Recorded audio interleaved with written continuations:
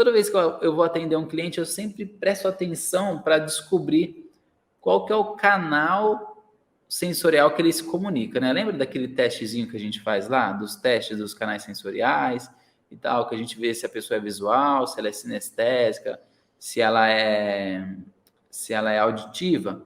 O que eu faço? Quando eu chego lá no atendimento, eu vou conversar com essas pessoas e eu fico com o meu ouvidinho bem atento, né? Aí eu fico prestando atenção, o que será que ela é auditiva, ela é sinestésica, ela é auditiva? Beleza, depois que eu identifico isso, eu começo a prestar atenção no bloqueio da pessoa. Porque ela vai contar o seu bloqueio através da comunicação, tá? É programação neurolinguística. Então, a linguagem, ela vai mostrar, através da linguagem, o que está impedindo ela. Então, vamos lá. A pessoa começa a falar assim, eu tenho bloqueio de venda, eu tenho bloqueio de falar em público, eu tenho medo de falar. Meu primeiro passo, né, como mentor, como terapeuta, como consultor, enfim, não sei qual que é o nome que você coloca aí, eu começo a identificar e descobrir o que está incomodando aquela pessoa. Todas as pessoas vão ser diferentes. Todas as pessoas.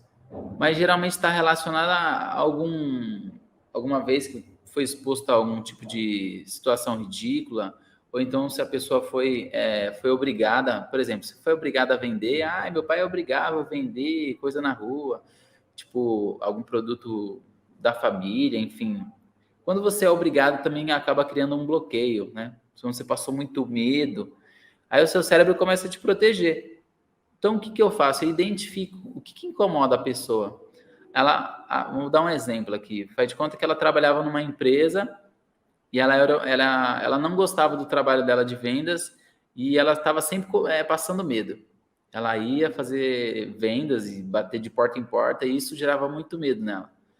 Aí eu descubro que o que incomoda essa pessoa é uma lembrança, é uma imagem.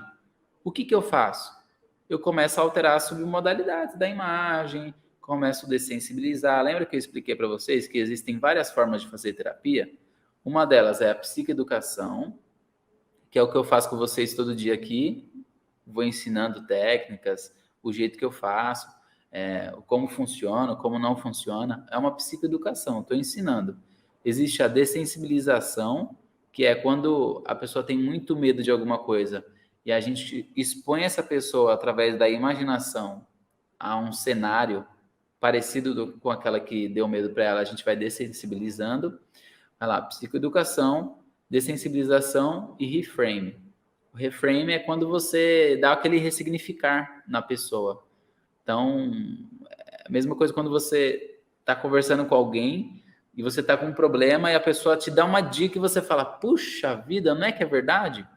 O nome disso é reframe, é quando acontece uma mudança de chave na mente, tá? Então, tem a psicoeducação, a dessensibilização e tem também o reframe.